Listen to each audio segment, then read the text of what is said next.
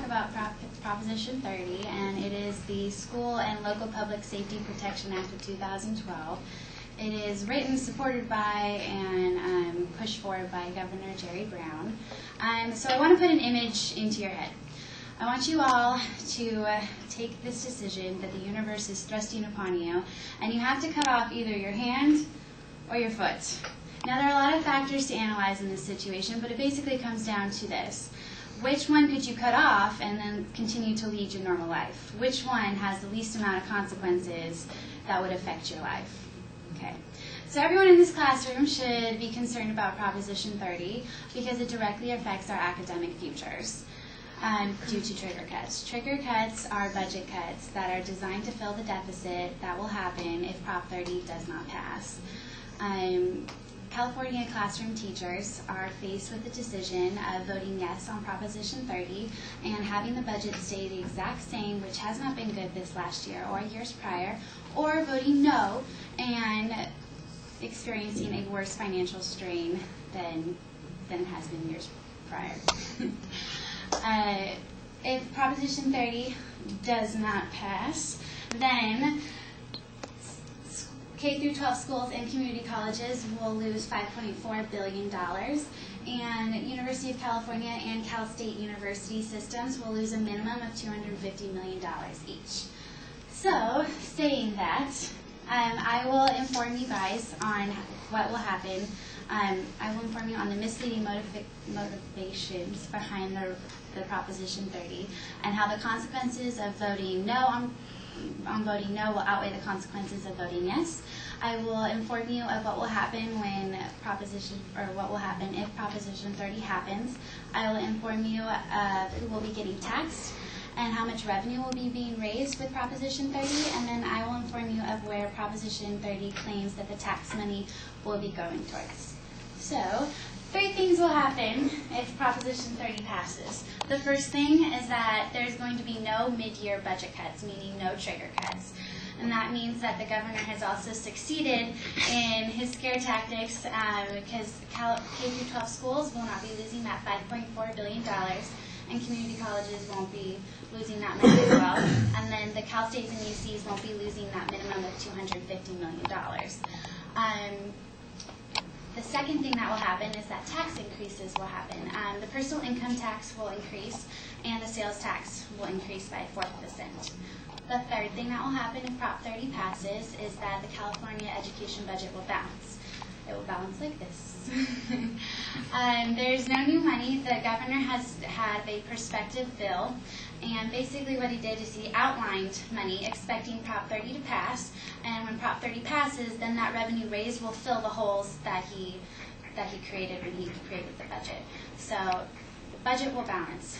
The second thing that will happen if the budget balances is that California voters will lose their influence over the California state legislature, in the sense of if we vote yes, then the budget balances and they no longer have to regenerate or reprioritize a budget for the next year, in which the California voters could influence the legislature and apply more pressure. Maybe we would get more money for funding. So again, that's a misleading consequence of voting yes. You get to keep the same budget and you don't get further deficits, but then again you also lose your influence over the legislature for maybe a future plan that wouldn't cause so many dramatic budget cuts. The second thing, let's talk about who's going to get taxed with this. It's going to be the top 2% of the tax bracket in California.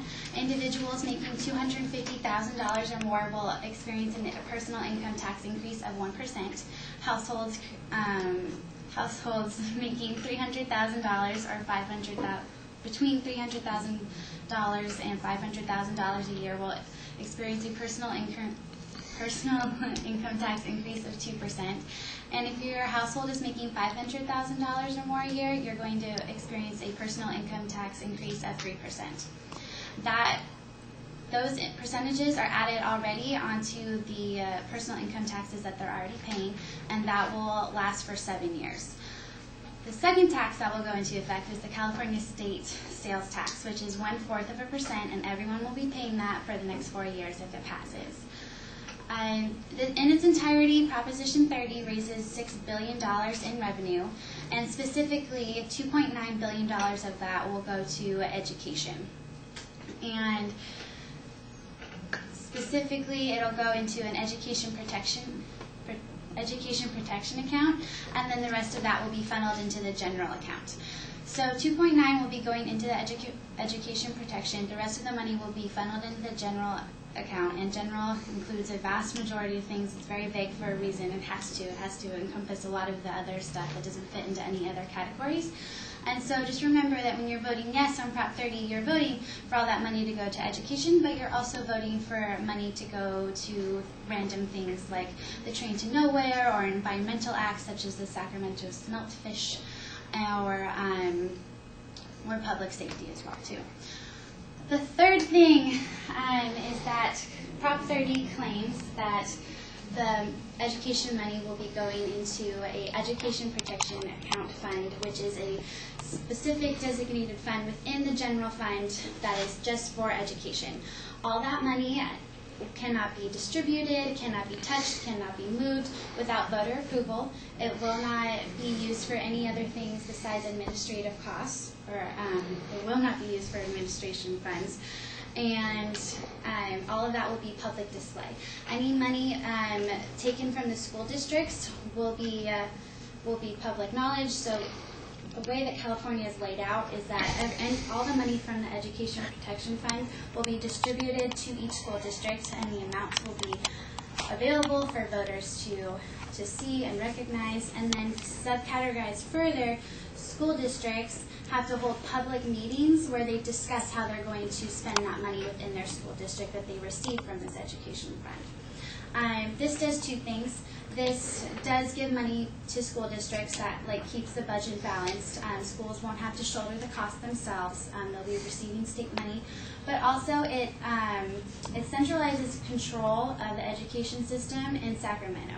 So the local school districts won't be able to determine as well or as much as where the money that they would like to go, but they have to defer to Sacramento, and Sacramento will be, in essence, telling the San Diego School District about how they should spend their money in their schools.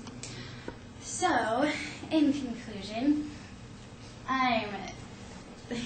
Prop 30 is asking California voters, in essence, to weigh the consequences of voting yes or voting no on this proposition. And it's similar to cutting off a hand or cutting off a foot. You vote yes, and there are tax increases, and the budget stays stagnant, which isn't good, but at least it doesn't get worse.